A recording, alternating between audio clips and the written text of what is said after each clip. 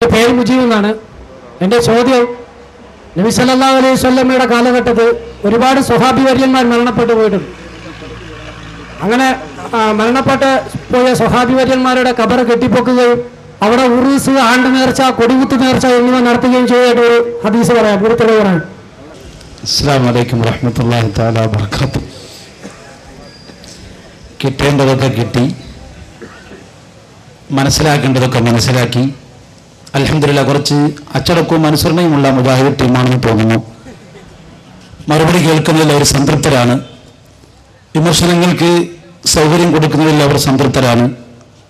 അൽഹംദുലില്ലാഹ് ഇപ്പോൾ ഞങ്ങളുടെ മുമ്പിൽ നിങ്ങൾ തുറന്ന് സമ്മതിക്കുന്നില്ലെങ്കിലും ഇന്ന് രാത്രി ഉറങ്ങുന്നുണ്ട് നിങ്ങൾ നെഞ്ചത്ത് കൈവച്ചുകൊണ്ട് നിങ്ങൾ ചോദിച്ച ചോദ്യങ്ങൾക്ക് കിട്ടിയ മറുപടി സത്യസന്ധമാണെങ്കിൽ ഞാൻ മുജാഹിദ് പ്രസ്ഥാനത്തിൽ തുടരേണ്ടതുണ്ടോ, അതല്ല സുന്നി പ്രസ്ഥാനത്തിലേക്ക് ഞാൻ കടന്നു വരേണ്ടതുണ്ടോ, നിങ്ങൾ സ്വതസിദ്ധമായി ചിന്തിക്കുക. എന്നിട്ട് നിങ്ങൾക്ക് ആത്മീയമായി അള്ളാഹു ഹിദായത്ത് നൽകിയിട്ടുണ്ടെങ്കിൽ അതിന് മറുപടി എന്തായിരിക്കുമെന്ന് ഈ ശബ്ദം കേൾക്കുന്ന എല്ലാവർക്കും തിരിയും. നിങ്ങളെ ഞങ്ങൾ സഹർഷം സ്വാഗതം ചെയ്യുന്നു. നിങ്ങൾക്ക് ഞങ്ങൾ പറഞ്ഞ മറുപടി പൂർണ്ണമല്ലെങ്കിൽ ഇനിയും വെളുപ്പാങ്കാലം വരെ നിങ്ങൾക്ക് ചോദിക്കാം. ആധികാരികമായ ചോദ്യം, ബുദ്ധിപരവും തെളിവുപരവും പ്രമാണപരവുമായ ചോദ്യം നിങ്ങൾക്ക് ചോദിക്കാം. ഇരിക്കട്ടെ, ഇപ്പോൾ നിങ്ങൾ ചോദിച്ചത് നബി സല്ലല്ലാഹു അലൈഹി വസല്ലം കാലത്ത് ഖബർ കെട്ടിപ്പൊക്കിയിട്ടുണ്ടോ, സഹാബത്തിന് ഖബർ കെട്ടിപ്പൊട്ടിയിട്ടുണ്ടോ, ഉറൂസുണ്ടോ, ആണ്ട് നേർച്ചയുണ്ടോ എന്നൊക്കെയാണ്. എല്ലാം വ്യക്തമായ തെളിവുകൾ കൊണ്ട് പരിശുദ്ധ ഇസ്ലാം നിരത്തി നിവർത്തിയ വിഷയങ്ങളാണ് നിങ്ങൾ ഈ ആവർത്തിച്ച് ചോദിക്കുന്നത്. നിങ്ങളുടെ മൗലവിമാർ ഏത് കിതാബ് ഓതിയാണ് പാണ്ഡിത്യം കൈകാര്യം ചെയ്യുന്നത് ഞങ്ങൾക്കറിയില്ല. കാരണം എല്ലാ കിതാബിലും ആവർത്തിച്ച് പറയുന്ന വിഷയങ്ങളാണ് ഈ വിഷയം. എന്നിട്ട് പോലും നിങ്ങളത് പിന്നെ എന്തുകൊണ്ട് ചർച്ച ചെയ്യുന്നില്ല? നിങ്ങളുടെ മൗലവിമാർ എന്തുകൊണ്ട് ഇത് പറഞ്ഞു തരുന്നില്ല? ഇതെന്തുകൊണ്ട് അവർ മറച്ചു വെക്കുന്നു എന്നാണ് ഞങ്ങൾക്ക് ചോദിക്കാനുള്ളത്. നിങ്ങൾ ചോദിച്ചത് സഹാബത്തിന്റെയോ മറ്റോ ഖബറുകൾ കെട്ടിപ്പൊക്കിയതുണ്ടോ എന്നാണ്. നിങ്ങൾ ചിന്തിക്കുക, ബഹുമാനപ്പെട്ട സഹീഹുൽ ബുഖാരി ഉദ്ധരിക്കുന്ന ഹദീസാണ് ഈ ഹദീസ്. ഈ ഹദീസിൽ കാണാൻ കഴിയും, നഹ്നു ശുബ്ബാൻ ഫീ സമനി ഉസ്മാൻ റളിയല്ലാഹു അൻഹു വഇന്ന അസദ്ദനാ വസ്ബതൻ അല്ലദി യസിബു ഖബർ ഉസ്മാൻ ഇബ്നു മദ്ഊൻ. ഞങ്ങൾ ഒരു പറ്റം ചെറുപ്പക്കാരാണ്. ഞങ്ങൾ പലപ്പോഴും ഞങ്ങളുടെ കായിക ബലത്തെക്കുറിച്ചും ഞങ്ങളുടെ ആവേശത്തെക്കുറിച്ചും ഒക്കെ ഞങ്ങൾ ചർച്ച ചെയ്യാറുണ്ട്. എന്നാൽ ഞങ്ങളിൽ ഏറ്റവും കൂടുതൽ ഉയർച്ചയിൽ കുതിച്ച് ചാടാൻ പ്രാപ്തരായ ആൾ ആരാ എന്ന് നിങ്ങൾ പരിശോധിക്കുന്നത് ബഹുമാനപ്പെട്ട അന്ന് ഉയർച്ചയിൽ കെട്ടിപ്പൊക്കിയിരിക്കുന്നത് ഉസ്മാൻ ഇബ്നു മദ്ഊൻ റളിയല്ലാഹു അൻഹുവിന്റെ ഖബറാണ്. ആ ഖബറിന്റെ അത്രയും പൊക്കത്തിൽ ചാടാൻ കഴിയുന്ന ആള് ആ എണ്ണാണ് ഞങ്ങൾ ചാട്ടത്തിന് നല്ല കുതിപ്പുള്ള ആളാണെന്ന് മനസ്സിലാക്കുന്നത്. ആ ഖബറോളം പൊക്കത്തിൽ ചാടി ബന്ധപ്പെടാൻ അറിയുന്ന ആള് എന്ന നിലയ്ക്കാണ്. ഇങ്ങനെ ബഹുമാനപ്പെട്ട ഉസ്മാൻ ഇബ്നു മദ്ഊൻ റളിയല്ലാഹു അൻഹുവിന്റെ മാത്രമല്ല, ജന്നത്തുൽ ബഖീഅയിൽ ഒരുപാട് ഖബറുകൾ കെട്ടിപ്പൊക്കിയത് നിങ്ങളിപ്പോൾ കാണാ കാഴ്ചകൾ നിങ്ങളുടെ കയ്യിലുണ്ട്. കിട്ടാത്തവരിഞ്ഞ് വാങ്ങിക്കുകയും ചെയ്യണം. അതുപോലെ ഒരുപാട് കിതാബുകളിൽ ജന്നത്തുൽ ബഖീഅന്റെ പൂർവ്വകാലത്ത് സഹാബത്തിന്റെ ഖബറുകൾ കെട്ടിപ്പൊക്കിയിരുന്ന ഫോട്ടോ അടക്കം ഞങ്ങളുടെ കരങ്ങളിൽ സൂക്ഷിക്കപ്പെട്ടിട്ടുണ്ട്.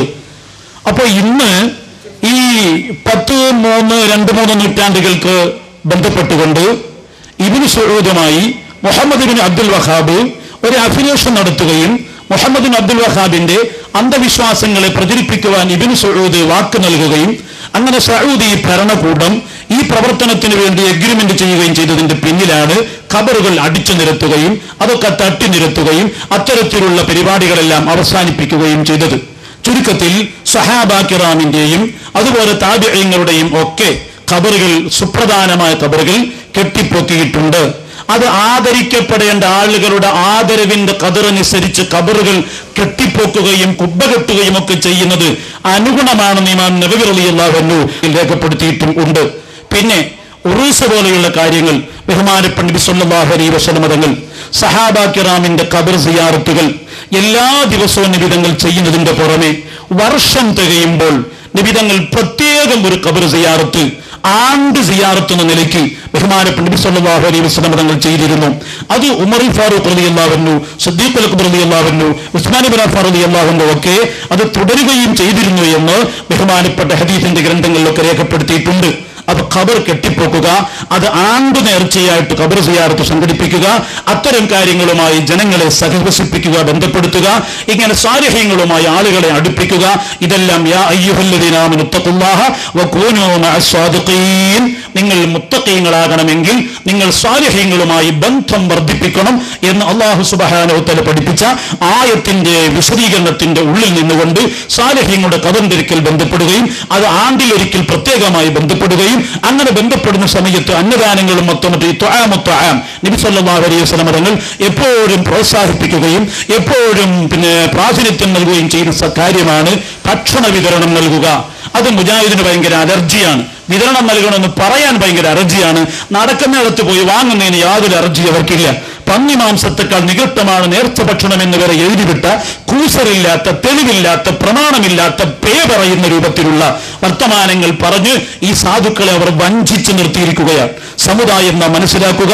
അല്ലാഹുവിന്റെ റസൂൽ സല്ലല്ലാഹു അലൈഹി വസല്ലം തങ്ങൾ ഇത്തരം കാര്യങ്ങളുമായി ബന്ധപ്പെട്ടുകൊണ്ട് ഇത്ആമ പോലെയുള്ള ഭക്ഷണ വിതരണ കാര്യങ്ങൾക്ക് ഉന്നതമായ പ്രോത്സാഹനം നൽകുകയും ബഹുമാനപ്പെട്ട ഔലിയാക്കളുടെയും സ്വാലിഹീങ്ങളുടെയും ഖബറുകൾ കെട്ടിപ്പൊക്കുകയും അതിന് പ്രാധാന്യം നൽകുകയും ചെയ്തത് സ്വഹാബത്തിന്റെയും മറ്റും കാലഘട്ടം മുതൽ തന്നെ ഇന്ന് നിലനിന്നു വരുന്ന സദാചാരമാണ്.